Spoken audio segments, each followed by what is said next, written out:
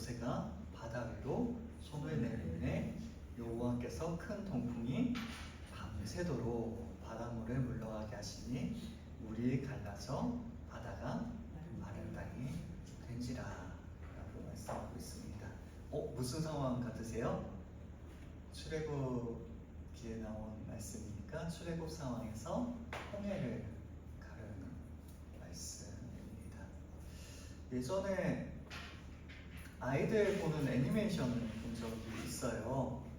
그 모세의 출애굽 여정을 다룬 10가지 재앙과 출애굽 여정을 다룬 그 애니메이션이었는데, 모세가 손을 쫙 내밀자 바다가 샥 하고 갈라져서 사람들이 거기를 바로 건너기 시작하기도 하고, 그리고 나서 병거가 뒤에 쫓아오는데 바다가 갈라진 거니까 막 질척질척한 바다에 막 병거가 빠져가지고 막 부러지고 부서지고 막 난리가 나서 이제 이스라엘에서는 무사히 건너고, 그리고 나서 이제 바다가 샥 닫히는 그런 애니메이션이었습니다. 네, 맞을까요? 틀릴까요? 틀렸죠. 마른 땅이 되었대요. 네, 질척질척하지 않을 만큼 이미 마른 땅이 될 정도가 되었습니다. 그런가 하면 손을 쫙 하자 바다가 쫙 하고 갈라졌나요? 아니요. 밤새도록 동풍이 불어가지고 바다가 갈라졌대요. 순식간에 갈라진 건가요? 아니에요. 우리는 흔히 생각하기에 그냥 손을 내밀자마자 바로 바다가 갈라졌을 거라고 생각하는데, 성경은 그렇게 기록하고 있지 않습니다. 그래서 저는 또 이렇게 배우기도 했어요. 모세가 밤새도록 손을 들고 있었다. 그럴 수도 있어요. 하지만 모세가 손을 밤새 들고 있었다는 정황은 성경에는 정확히 기록하고 있지 않습니다. 그래서 많은 학자들이 모세는 어떻게 했을까요? 한번 손을 이렇게 펼치고 돌아왔지만 바람은 밤새도록 불어서 바다가 갈라진 것이다 라고 해석하고 있습니다. 그 이야기는 무엇인가요? 우리는 잠깐 손을 들었다가 내렸지만 하나님께서는 밤새도록 일하고 계신다. 우리는 잠깐의 기도를 올려드렸을 뿐이지만 하나님께서는 그 기도에 계속하여 응답하시고 일하고 계신다. 그것이 바로 오늘 본문의 말씀입니다. 어차피 이렇게 된 거 조금만 더 이야기해 볼게요. 그 출애굽기 10가지 재앙 혹시 기억하십니까? 피, 개구리, 이, 파리, 돌림병, 종기, 네, 우박, 메뚜기, 흑암, 장자 죽음. 저 잘 말하는 거 맞겠죠? 네. 저 앞글자만 따가지고 저희는 외우거든요. 피계이파, 돌종국에 이렇게 해가지고 이제 앞글자만 따서 외웠는데, 근데 왜 하필 그런 재앙이 내렸을까요? 혹시 알고 계신가요? 왜 그래요. 나일강이 피로 변하는 건 하나님의 권능 대단하시다 이해가 되는데, 개구리는 왜 나오고 이랑 파리, 돌림병은 가축이거든요. 그리고 악성 종기는 사람들, 그리고 우박, 메뚜기, 흑암, 장자 죽음, 왜 그런 재앙을 내리셨을까요? 그냥 하나님께서 다채롭게 내가 이 정도의 능력이 있다라고 보여준 사건이 아니라, 이 10가지 재앙이요, 애굽의 대표적인 우상들을 상징합니다.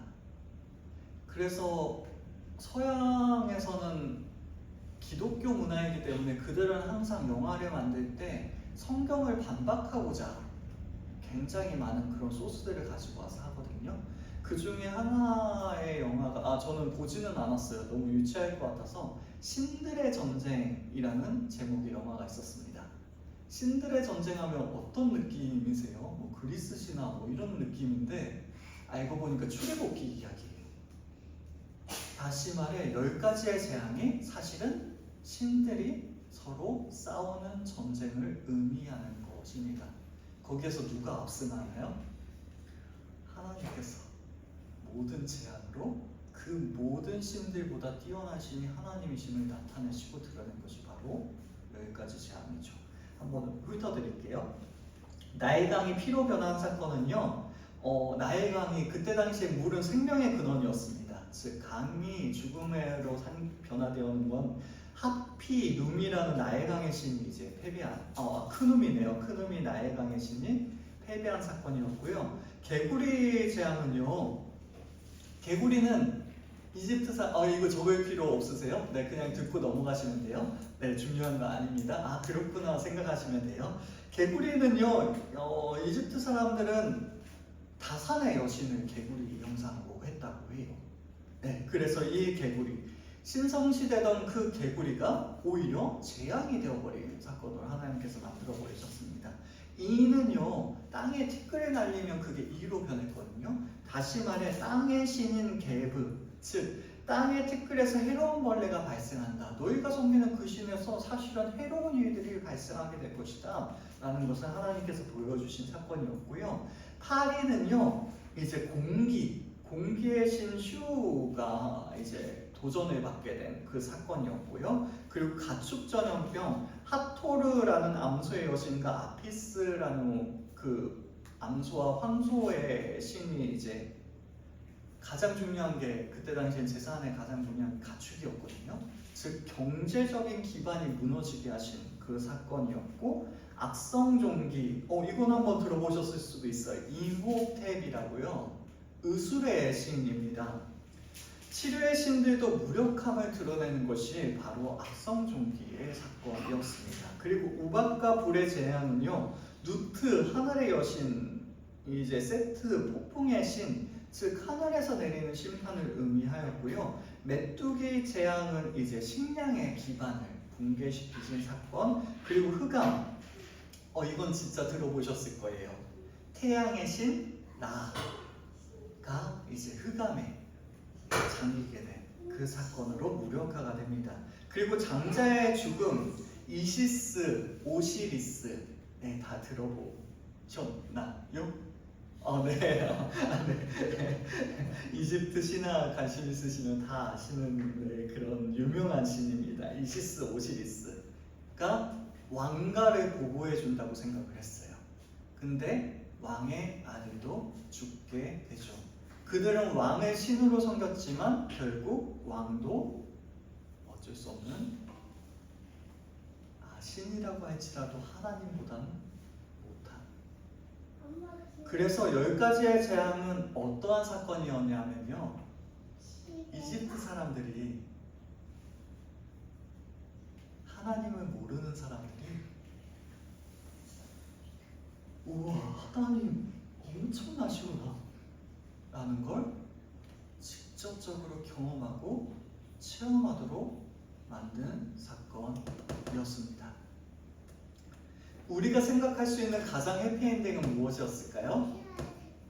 그렇다면 이집트 사람들도 그 모습을 보고 깨달아서 하나님을 믿으면 참 좋았겠죠.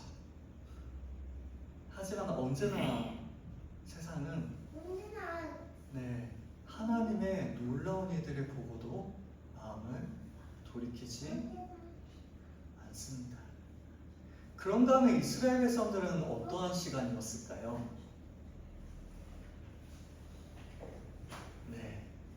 자신들을 보호하시고 우리들을 위하여 정말 상식을 넘어서는 일들이 계속해서 발생하고 있는 거죠. 그 모든 일들을 통하여 하나님께서 우리를 위하여 일하고 계심을 더욱더 철저히 믿고 확신하는 시간들이었을 것입니다. 우리의 삶 속에서도 그런 일들이 많이 있어 왔죠. 우리의 삶의 모습을 보고 하나님을 믿지 않는 사람들이 너 뭔가 다른 것 같다. 혹은 우리의 모습을 통하여 하나님의 살아계심을, 그리고 우리 또한 하나님께서 우리 가운데 일하고 계심을 경험한 적이 너무나도 많았잖아요. 아무리 생각해도 도저히 우리가 생각했던 그 방법이 아닌 놀라운 일들로 우리의 어려움이 해결함을 받고, 또한 그 가운데서 하나님께서 끊임없이 우리를 안으시고 우리를 인도해 주셨던 그 많은 일들 말이에요. 오늘 말씀 속에서 바로 그 하나님께서 계속하여서 우리를 위하여 일하고 계심을 다시 한번 생각해 볼 수 있는 우리 모두가 될 수 있길 원합니다. 그래서 주보에는 큰 동풍이 밤새도록이라고 써놨는데, 네. 큰 동풍은 일부러 뺐어요, 다시. 네. 큰 동풍뿐만이 아니라 우리의 모든 삶에서 하나님께서 밤새도록 일하고 계심을 믿음으로 붙잡을 수 있는 우리 모두가 될 수 있길 원합니다. 인생에는 누구나 한 번쯤, 아니죠, 여러 번 마주하게 되는 인생의 밤이 있습니다. 어둠이 짙게 내려앉고 끝이 보이지 않는 그 밤은 단순한 시간이 아니라 고통의 이름이고 기다림의 무게이며 때로는 하나님 앞에 드리는 눈물의 기도가 되기도 합니다. 그 밤은 어느 날 갑자기 찾아오게 됩니다. 생각지도 못한 좋지 않은 소식 한 통, 무너져 내린 관계의 벽, 혹은 삶 전체를 집어삼킬 것 같은 경제적인 무게, 어디로 가야 할지 모르는 막다른 골목 앞에서 우리는 막막함을 느끼게 됩니다. 아무리 애써도 풀리지 않는 매듭 같은 문제 앞에서 사람의 한계와 연약함을 절실하게 마주대는 그 순간이 오게 되는 것이죠. 그 시간이 바로 우리에겐 밤새도록의 시간입니다. 그런 밤에는 시간마저 멈춘 듯 느껴집니다. 아무리 기도해도 응답이 없는 것 같고, 아무리 기다려도 새벽이 오지 않는 것만 같습니다. 차라리 포기해버릴까, 다시 예전으로 돌아갈까, 수도 없이 흔들리고 낙심하고 좌절하게 됩니다. 하지만 밤이 끝나지 않을 것처럼 보일지라도 그 시간에도 하나님께서는 일하고 계십니다.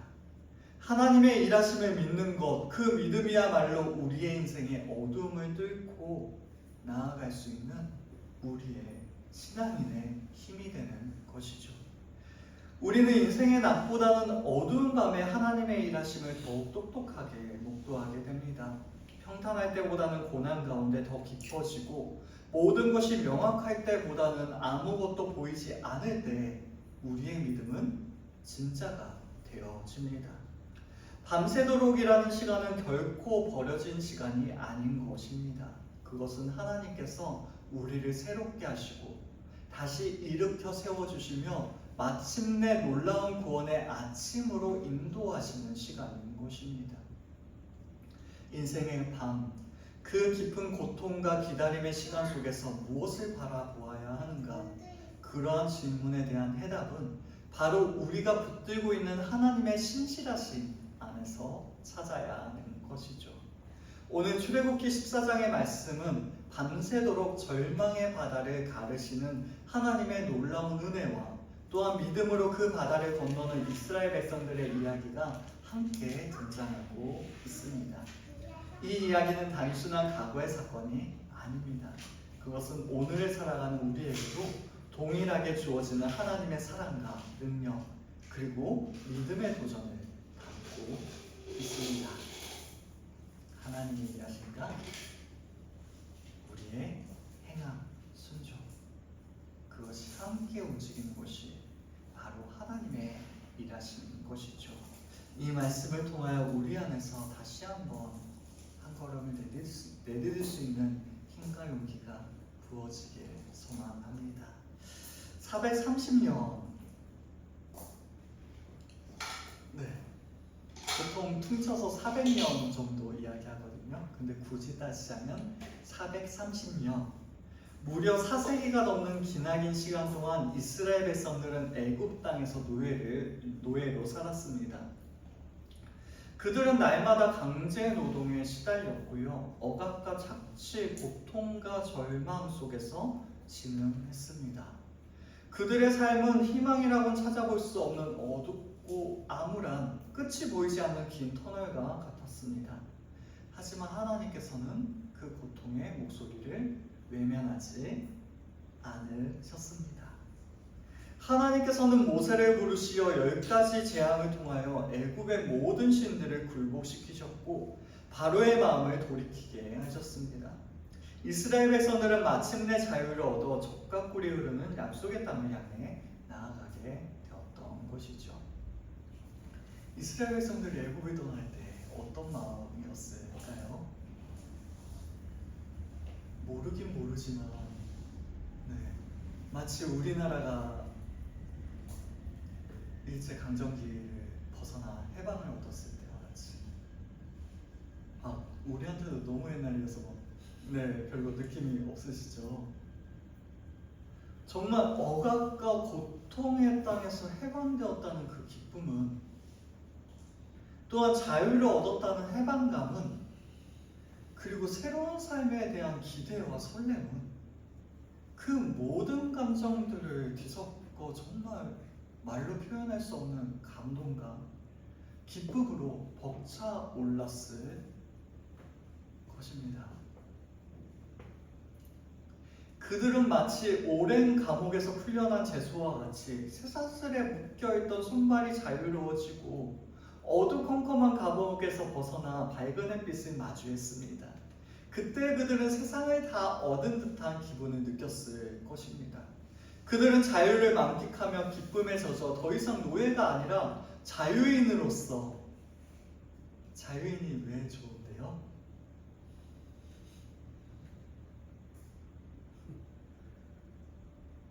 우리한테는요, 하나님을 자유롭게 예배드릴 수 있다 라는 것이 우리의 자유의 가장 큰 기쁨이에요. 하나님을 마음껏 예배하며 행복하게 살아갈 수 있다는 희망에 그들은 부풀어 있었던 것입니다. 하지만 그 기쁨은 오래가지 못했어요. 그 기쁨이 쭉 이어지면 참 좋을 텐데, 그쵸? 마치 우리의 인생과 같이 기쁨이 쭉 이어졌으면 좋겠는데 항상 그 기쁨은 오래가지가 못합니다. 애굽을 떠난 지 얼마 되지 않아 그들은 예상치 못한 위기에 직면하게 되었습니다. 애굽 왕 바로가 어떻게 됐죠? 너희들 가라라고 이야기했는데 갑자기 마음을 바꿔서 군대를 이끌고 그들을 추격하기 시작했습니다. 아마도 값싼 노동력을 제공하던 이스라엘 백성들이 떠남으로 인하여 경제적인 손실을 얻게 될까봐 두려웠을지도 모르겠어요. 또한 하나님을 예배하기 위한 일이 저희들은 출애굽이 그렇게 시작하거든요. 우리는 하나님을 예배하고 오겠습니다가 그들의 출애굽의 시작이에요. 우리 자유 좀 주십시오. 우리 좀 편하게 살고 싶습니다. 아니었어요. 하나님을 예배하겠습니다. 그렇게 출발했던 하나님을 예배하기 위한 일이 바로의 입장에서 뭐예요? 감히 나의 권위에 도전하다니 라고 받아들이게 되었어요. 착각해도 심하게 착각하고 있죠. 하나님과 자신을 이렇게 비교할 수 있어요? 없어요? 없는데 바로는 마치 자신의 권위가 하나님을 예배하는 일보다 더 높은 것처럼 여겼습니다. 즉 그 오만함과 자존심 때문에 하나님의 능력에 굴복하여 놓아주었던 이스라엘 백성들을 다시 잡아오고자 하고 있어요. 바로는 지금으로 따지면 뭐예요? 세상의 그러한 권력들, 세상의 모든 것들입니다. 세상도 착각하고 있죠. 자기들이 하나님보다 더 높다고. 그래서 하나님을 예배한다는 우리의 모습을 안 곱게 바라보죠. 뭐예요? 자기들이 하나님보다 더 높이 있다는 그 오만함을 마음껏 펼치고 있는 것이 바로 이 세상입니다. 그 하나님께 굴복했음에도 불구하고 꺾지 않는 것이 바로 이 세상인 것이에요. 그래서 바로는 병거 600대, 그때 당시의 병거는요, 지금으로 생각하면 거의 탱크급이라고 생각하시면 좋을 것 같습니다. 탱크를 거의 600대를 끌고 바로의 군대가 순식간에 이스라엘 백성들의 턱밑까지 쫓아왔어요. 그뿐입니까? 이스라엘 백성들의 눈앞에는 이제 뭐가 있어요? 거대한 홍해가 가로내어 읽습니다. 최근에 인터넷에서 다큐멘터리를 하나 봤어요. 외국에서 만든 다큐멘터리고요. 전문가들이 막 수두룩하게 나와가지고 하는 이야기들을 본 적이 있습니다. 우리가 생각하는 홍해는 어디예요? 바다죠. 근데 그 지명들을 유추해서 올라가 봤더니 갈대밭을 홍해라는 지명으로 사용했더라고요. 그리고 거기에는 물이 갈대밭이니까 물이 찰랑찰랑하게 있어요. 근데 역사적인 기록을 따져봤을 때 바람이 부는 날은 그 얕은 물이 이렇게 슉 밀려갔다가 그래서 많은 땅처럼 갈대밭이 됐다가 다시 물이 이렇게 돌아오는 그 지형을 발견하게 되었다는 것이에요. 사람의 생각으로는 어디가 더 홍해 같으십니까? 합리적인 우리들의 생각으로는 바람이 불어서 바다가 갈라지는 게 맞습니까? 아니면 바람이 불어서 갈대밭에 그 얕은 물이 없어졌다 다시 돌아오는 게 맞습니까? 네, 그들의 주장은 너무나도 설득력이 있어 보여요. 하지만 정말 신기한 게 이게 1940년대쯤에 나온 학자들이 벌써 반박을 했거든요. 신학자들이. 그 이전에 반박했는지도 모르겠어요. 정확한 연도는 모르겠는데 근데 그 다큐멘터리가 2010년도가 지나서 이미 찍어졌더라고요. 아직도 세상은 인정하지 못하는 거죠. 하나님의 그 능력을. 그래서 저희 신학자들이 그 사실을 발견하고 그러면 애국 병사들은 어떻게 죽어야 됩니까? 성경의 기록대로면 홍해에 수장되어서 죽어야 되죠. 그러면 외국 병사들, 그 병거들 600대 어떻게 박살내는 거죠? 갈대가 이렇게 때려가지고 죽었나요? 이게 되게 좀 재미나게 이야기해서 그렇지만 이게 말도 안 되는 이야기 하고 있는 거예요. 그래서 이야기하는 게 뭐냐면요. 홍해를 갈라서 수장시켜서 죽이신 하나님보다 갈대밭에서 병거를 수장시키신 하나님이 더 위대하다 라는 이야기를 해요. 조금 비꼬는 것 같지만 어쨌든 그들의 말이 전혀 이게 이루어질 수 없는 것이다 라고 반박을 합니다. 그래서 유튜브 굉장히 구별해서 보셔야 돼요. 네, 지금 이단들도 어마어마하게 많이 만들어내고 있고요. 세상은 마치 자신들이 상식적인 것처럼 과학적인 것처럼 역사적인 것처럼 이끌어가지만 아닙니다. 그게 전부가 아닌 거예요. 갈대밭일까요? 홍해는요? 아니에요. 그럴 수가 없습니다. 하나님께서는 그 홍해를 이스라엘 백성들 눈앞에 그 홍해를 마주하게 되었습니다. 뒤로는 바로의 군대가 맹렬하게 추격해오는 절체절명의 순간이었던 것이죠. 그들은 극심한 공포에 휩싸일 수밖에 없었습니다. 갈대밭이었으면 이스라엘 백성들이 그렇게 막 두려워하면서 멈춰 서 있었을까요? 아니면 지나가면 되죠. 네, 모든 게 맞지가 않아요. 그들은 더 이상 희망을 이야기하지 않았습니다. 약속의 땅에 대한 기대도 버려버렸습니다. 그들의 입에서는 원망과 불평, 절망과 두려움의 외침만이 터져나오고 있었습니다. 출애굽기 14장 11절과 12절의 말씀입니다. 그들이 또 모세에게 이르되 애굽에 매장지가 없어서 당신이 우리를 이끌어내어 이 광야에서 죽게 하느냐? 어찌하여 당신이 우리를 애굽에서 이끌어내어 우리에게 이같이 하느냐? 우리가 애굽에서 당신에게 이른 말이 이것이 아니냐? 이르기를 우리를 내버려 두라. 우리가 애굽 사람을 섬길 것이라 하지 아니하였더냐? 애굽 사람을 섬기는 것이 광야에서 죽는 것보다 낫겠노라. 굉장히 공격적이죠. 야, 우리 무덤이 없어가지고 지금 애굽에서 우리를 밖으로 끌어낸 거냐? 우리가 예전에 이야기하지 않았냐? 우리 좀 제발 좀 가만히 내버려 두라고. 하나님을 섬긴다고 이렇게 나아가서 위기를 맞이하여 우리가 목숨을 잃는 것보다 그냥 세상을 섬기고 있는 것이 훨씬 더 낫다고 우리가 그렇게 이야기하지 않았냐? 우리 좀 내버려 둬라. 그들의 외침이었습니다. 하나님 덕분에 출애굽하여서 그렇게 기뻐하던 사람들이 눈앞에 어려움을, 세상의 그 어려움을 만나자마자 바로 하나님을 원망하고 저주하기 시작합니다. 이 말씀 속에는 이스라엘 백성들의 원망과 불평, 절망과 두려움이 그대로 느껴집니다. 그들은 눈앞에 닥친 현실에 압도되어 지난날 하나님께서 자신들에게 베풀어 주셨던 놀라운 은혜들을 순식간에 잊어버리고 말았습니다. 10가지 재앙을 통하여 애굽에서 자신들을 구원해 주셨던 하나님의 능력을, 약속의 땅으로 인도하시겠다는 하나님의 그 약속을 그들은 모두 잊은 채 눈앞의 절망에 갇혀버리게 된 것입니다. 그들은 마치 풍우 속에서 길을 잃은 배와 같았습니다. 거센 파도와 몰아치는 바람 앞에서 그들은 방향을 잃고 표류하고 있었습니다. 그들은 선장에게 항의를 했고요, 선원들을 비난하였으며 차라리 배를 포기하자고 절규했습니다. 그들에게는 더 이상 희망이 보이지 않았기 때문입니다. 모세 또한 어땠을까요?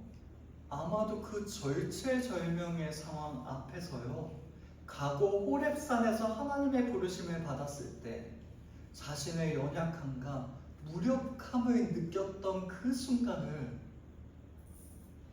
하나님 앞에 섰을 때 자신의 연약함과 무력함을 느꼈던 것처럼 이 이길 수 없는 고난 앞에서 자신의 무력함과 연약함을 느꼈을지 모르겠습니다. 하지만 모세는 백성들에게 담대하게 외치기 시작합니다. 13절과 14절의 말씀입니다. 모세가 백성에게 이르되 너희는 두려워하지 말고 가만히 서서 여호와께서 오늘 너희를 위하여 행하시는 구원을 보라. 너희가 오늘 본 애굽 사람을 영원히 다시 보지 아니하리라. 여호와께서 너희를 위하여 싸우시리니 너희는 가만히 있을지니라. 무슨 이야기예요? 두려워하지 말고 가만히 서서 무엇을 보라고요? 하나님께서 우리를 위하여 싸우시는 모습을 보라. 야, 두 손을 불끈 쥐어라. 힘을 내라. 용기를 내라. 우리가 싸워서 이길 수 있다. 앞으로 나아가라. 아니요. 가만히 서서 하나님께서 우리를 위하여 싸우시는 모습을 보라. 모세는 더 이상 과거의 연약함에 갇혀있지 않았습니다. 그는 지난 40년 동안 하나님의 놀라운 능력을 수도 없이 경험하였고 그분의 신실하심을 깊이 신뢰하게 되었습니다. 그는 자신의 부족함을 알고 있었고 또한 그 부족함을, 연약함을 인정하면서도 하나님의 말씀에 온전히 순종하기로 결단합니다.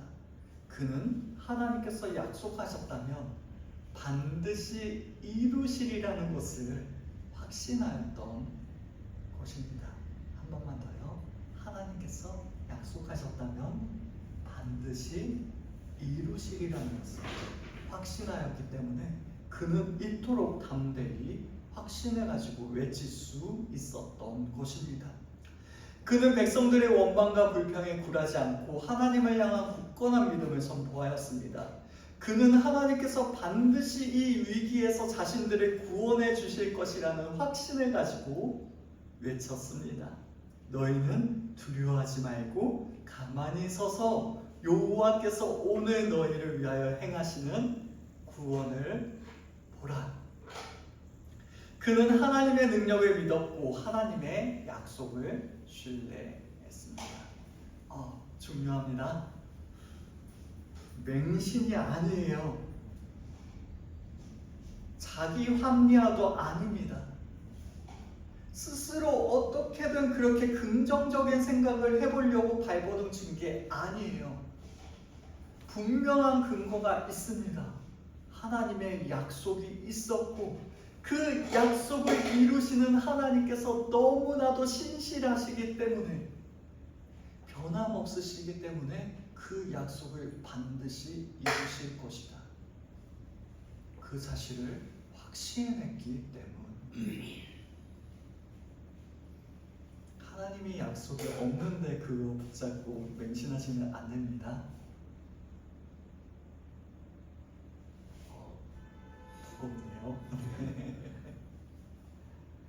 우리는 때때로 우리의 마음대로 하나님을 조종하고 싶죠. 그래서 그러잖아요. 하나님이 내 기도 안 들어주셨다고. 아니에요. 하나님의 약속은 그 방향이 아닌데 우리는 그 기도를 하나님께 올려드렸으니까 하나님께서 그렇게 응답해 주실 거라고 기대하지만 아닙니다. 하나님이 약속하신 건 다른 방향으로 우리에게 이루어질 수 있어요. 낙심한다고. 그래도 낙심되죠.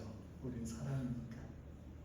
하지만 그럴 때에도 하나님께서 어떠한 방향이 돌아가시는지를 깨어 있어야겠죠. 모세는 등대와 같았습니다. 그는 폭풍우 속에서 길을 잃는 배들에게 희망의 빛을 비추어주는 등대와 같이 백성들에게 두려워하지 말고 하나님을 바라보라고 격려하였습니다. 그는 하나님께서 친히 그들을 위하여 싸우실 것이며 이스라엘 백성들은 하나님으로 인하여 안전하게 목적지에 도착하게 될 것이라는 것을 확신하게 됐습니다. 모세의 믿음은 백성들에게 희망을 불어넣었고 그들은 다시 한번 하나님을 의지하여 나아갈 수 있는 힘을 얻을 수 있게 되었습니다. 홍해 앞에서 이스라엘 백성들이 터뜨린 절규, 그 안에 담겨진 인간적인 나약함과 극한의 공포, 그 모든 것들을 우리는 우리의 삶 속에서 충분히 경험하고 또한 공감할 때가 있는 것입니다. 앞에는 건널 수 없는 바다, 뒤에는 죽음을 몰고 오는 애굽의 군대, 그야말로 사면초가와 같은 상황 속에서 그들은 마지막 희망의 끝마저 놓아버린 듯 하였습니다. 그러나 바로 그때 하나님의 음성이 모세에게 들려왔습니다. 그 음성은 책망이 아니었습니다. 야, 내가 그렇게 말했습니다. 내가 10가지 제가 10번이나 그렇게 보여줬으면 이제 좀 신뢰하면 안 되겠니? 라는 책망이 아니었던 것이죠. 절망 속에서 다시 일어설 수 있는 강력한 능력의 말씀이 들려졌습니다. 15절과 16절의 말씀입니다. 여호와께서 모세에게 이르시되 너는 어찌하여 내게 부르짖느냐? 이스라엘 자손에게 명령하여 앞으로 나아가게 하고 지팡이를 들고 손을 바다 위로 내밀어 그것이 갈라지게 하라. 이스라엘 자손이 바다 가운데서 마른 땅으로 행하리라 라고 말씀하십니다. 하나님께서는 너는 어찌하여 내게 부르짖느냐 물으시지만 바로 이어서 앞으로 나아가게 하고 바다를 갈라지게 하라 라고 명령하십니다. 이는 단순한 기도에 머물지 말고 믿음으로 행동하라는 하나님의 촉구입니다. 절망 속에 주저앉아 있지 말고 하나님께서 열어놓으신 길을 향하여 발걸음을 옮기라는 강력한 메시지였습니다. 눈앞의 현실이 아무리 불가능해 보일지라도 하나님의 말씀이 임하였을 때 그것이 믿음의 근거가 되어야 함을, 하나님의 말씀이 우리의 믿음의 근거가 되어야 함을 우리에게 일깨워주고 계신 것이죠. 모세는 하나님의 말씀에 순종하여 지팡이를 들고 손을 바다 위로 내밀었습니다. 그리고 성경은 기록합니다. 오늘 본문의 말씀 21절입니다.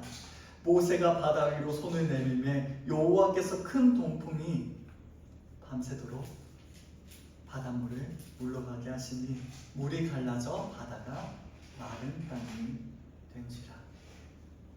여기에서 우리는 밤새도록 오라는 시간의 무게와 깊이를 생각해야 합니다. 홍해가 순식간에 번개처럼 갈라진 것이 아니었습니다. 하나님께서는 밤새도록 강한 동풍을 사용하셨습니다. 바다를 천천히 가르신 것입니다. 여기에서 중요한 것은 하나님의 개입, 즉 하나님의 일하심이 아니었다면 그러한 일이 일어나지 않았을 것이라는 것입니다. 하나님께서. 그러하기에 아마도 모세는 잠깐 손을 펼쳤다가 손을 내렸을 것입니다. 하나님께서 주도적으로 이 일들을 이루어 가시는 것, 아까 읽었던 말씀처럼 14절 여호와께서 너희를 위하여 싸우시리니, 즉 하나님께서 주도적으로 밤새도록 진행하신 일임을 강조하고 있는 것이죠.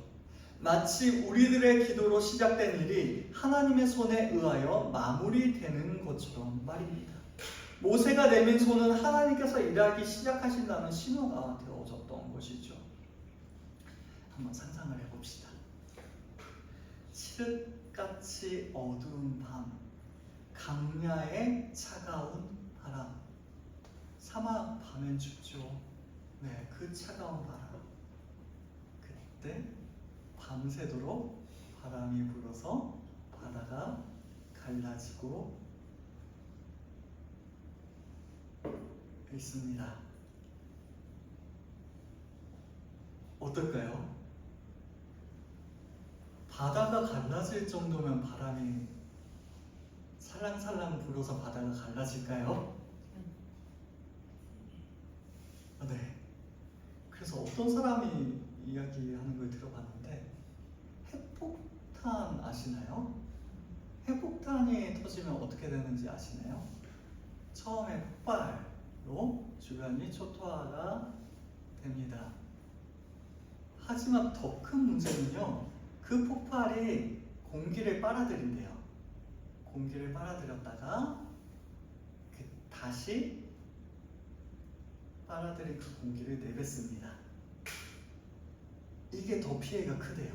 범위도 넓고. 처음에 폭발보다 그 바람이 훨씬 더 강력하다는 거예요. 핵폭탄이 터졌을 때 그 바람 정도가 불어야 바다가 갈라진다고 합니다. 이해되셨죠? 어느 정도의 바람이 불어야 하는지. 그 바람이 불면은 그냥 조용히 아무런 소리 없이 불까요? 처음에는 눈앞에 바다가 갈라지는 그 기적적인 광경에 압도되어 놀랐을 수도 있습니다. 하지만 그 바람은 밤새도록 강한 바람 소리에 좌우의 벽처럼 솟아나는 그 바다를 바라보면서 아마도 백성들은 처음에 우와 신기하다 놀랍다 했겠지만 시간이 지날수록 두렵고 너무나도 떨리는 그 상황으로 바뀌어질 수밖에 없었을 것이에요. 칠흑 같은 어두움 속에서 좌우로 솟아오르는 거대한 물벽은 마치 거대한 유리벽처럼 웅장했지만 동시에 언제 무너질지 모르는 공포의 대상이 되었을 것입니다. 왜요? 사람의 힘으로는 도저히 이 세상의 모습으로는 볼 수 없는 모습이 눈앞에 펼쳐지고 있기 때문입니다. 차라리요, 뒤에 쫓아오는 그 애굽의 병사들이 보다 상식적이고 이해가 되고 조금 더 덜 무섭지 않았을까요? 그들은 물리적인 피로와 함께 끝없는 의심과 두려움으로 영적인 씨름을 해야 했습니다. 눈앞에 기적이 펼쳐진다고 해서 모든 불안이 끝나게 된 건가요? 아니라는 거예요. 눈앞에 기적이 펼쳐졌다고 해도 모든 불안과 의심이 단번에 사라지는 것은 아니었던 것입니다. 오히려 그 기적 속에서 인내하고 두려움을 이겨내고 계속해서 순종함으로 그 자리를 지키는 것, 그것이야말로 진정한 믿음의 싸움이었던 것이죠. 그 밤새도록의 시간은요, 믿음이 단순한 감정이 아니라 현실의 고난 속에서도 하나님을 신뢰하며 인내하는 행동임을 배우는 혹독한 훈련의 시간이었던 것입니다. 아시겠죠? 우리의 어려움이 하나님의 기적으로 단번에 끝나는 것이 아니라 하나님께서 일하고 계심에도 불구하고 우리는 여전히 힘들고 어려울 수 있다는 거예요. 그럼에도 그 자리에 서서 하나님의 일하심을 보고 바라보고 인내하고 견뎌야 하는 것이 바로 믿음의 행함입니다. 아마도 그 모습을 바라본 애굽의 군대는 더욱 놀라지 않을 수 없었을 거예요. 밤새도록 바람이 불어서 갈랐다면 그 사이에 애굽 병사들이 도착하지 않았을까요? 근데 왜 그 시간 동안 얘네는 여기에 있었을까요? 이스라엘 진영과 애굽의 군대 사이에 구름 기둥과 불 기둥이 막아섰습니다. 하나님께서 계속 일하고 계신 거예요. 하나님의 자녀들을 세상이 잡아먹으러 쫓아오지만 하나님께서 끊임없이 그들을 보호하시고 눈앞에 갈라질 수 없는 그 바다마저도 가르시며 모든 일들을 이루어가고 계신 것입니다.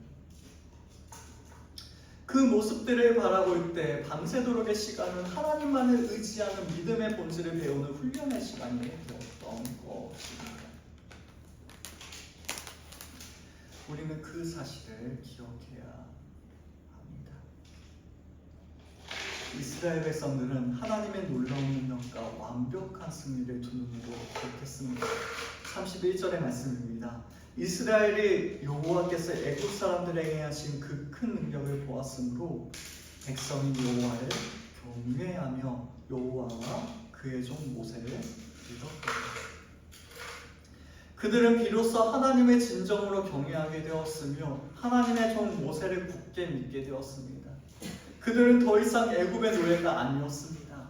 노예의 굴레는 홍해의 바다에 묻혀졌고 그들은 하나님께서 친히 구원하신 자유로운 백성으로서 새로운 정체성을 부여받았습니다. 광야에서 새로운 여정, 약속의 땅을 향한 희망, 그 모든 것은 이 홍해의 사건을 통하여 시작되게 되어진 것이죠. 그들의 이야기는 기적이 단번에 이루어지기도 하지만 때로는 밤새도록 이루어지는 인내와 기다림 그리고 흔들리는 믿음 속에서의 싸움을 통하여 완성되어진다는 것을 보여줍니다.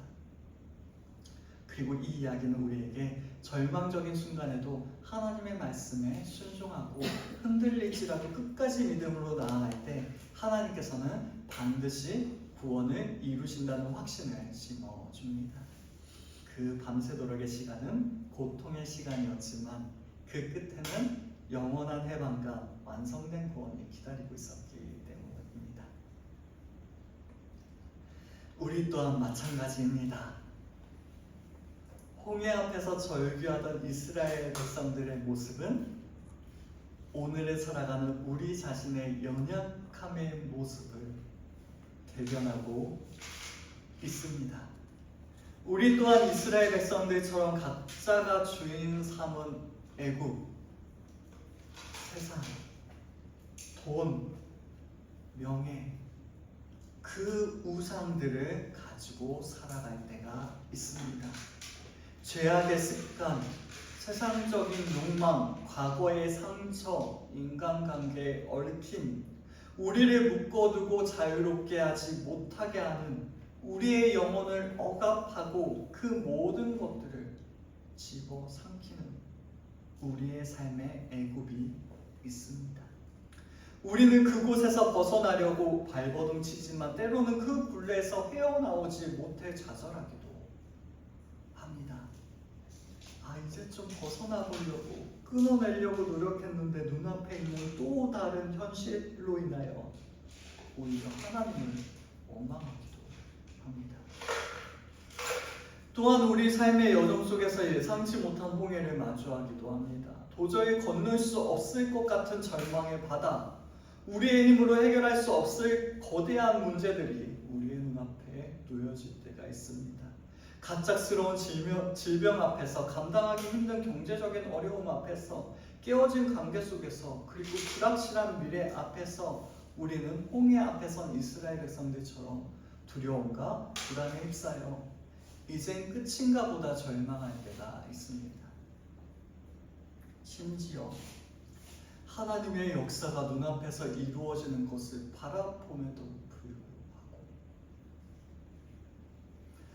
밤새도록 동풍이 불어오는 것을 바라봄에도 불구하고 여전히 두려워하며 고민하고 애쓰기도 합니다. 하나님의 일하심을 바라본다면 이제는 좀 믿음으로 우리의 마음의 짐을 좀 내려놔도 괜찮은데, 그 하나님의 일하심을 바라보면서 또 이제는 하나님의 일하심 때문에 또 고민해, 두려워하고 애쓰고 있는 것이 우리의 모습인 것이죠. 그때 우리들은 하나님을 원망하고 스스로 자책하며 깊은 고독 속에 빠지기도 합니다.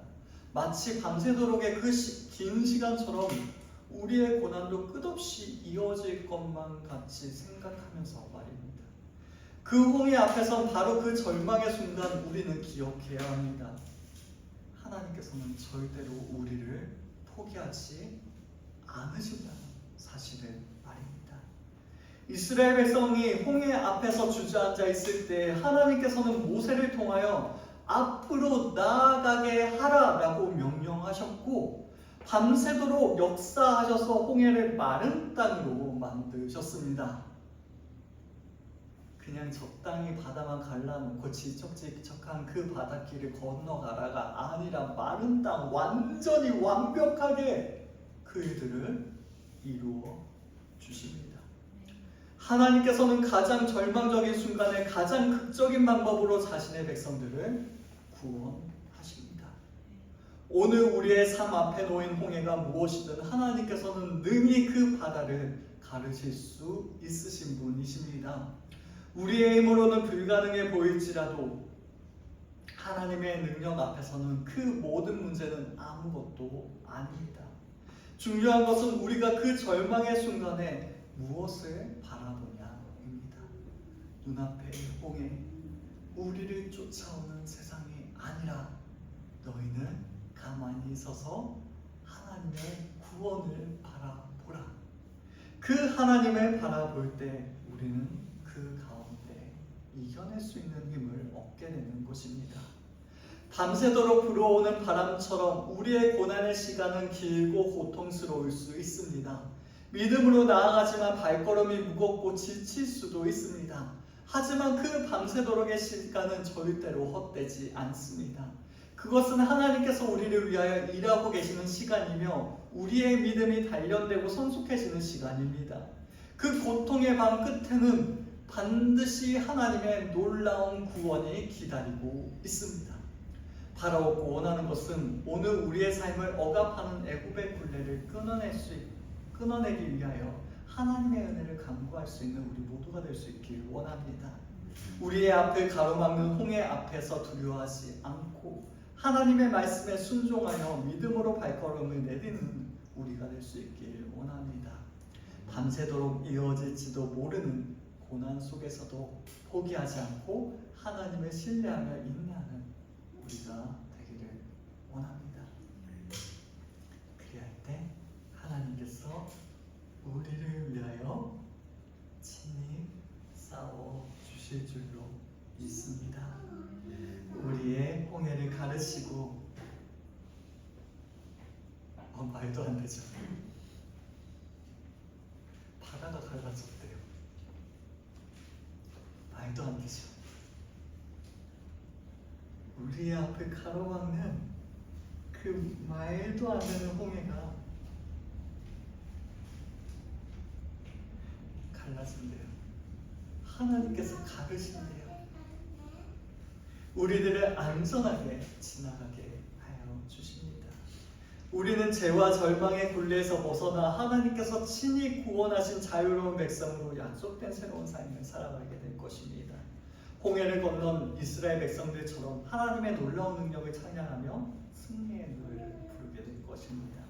이 사실을 기억하시며 우리의 삶의 홍해 앞에서 믿음으로 담대히 나아가 하나님의 놀라운 구원을 경험하는 우리 모두가 될 수 있기를, 그러한 복된 성도들이 될 수 있기를 주님의 이름으로 축원합니다. 함께 기도하시겠습니다. 기도하실 때에는 우리의 눈앞에 있는 그 홍해 가운데 우리가 비록 밤새도록 기다리게 될지라도 하나님께서는 우리를 포기하지 아니하심을, 하나님께서 오히려 밤새도록 우리를 위하여 일하시고 싸워주실 것을 확신함으로 주님을 의지하는 우리 모두가 될 수 있기를 위하여 이 시간 함께 기도하시겠습니다.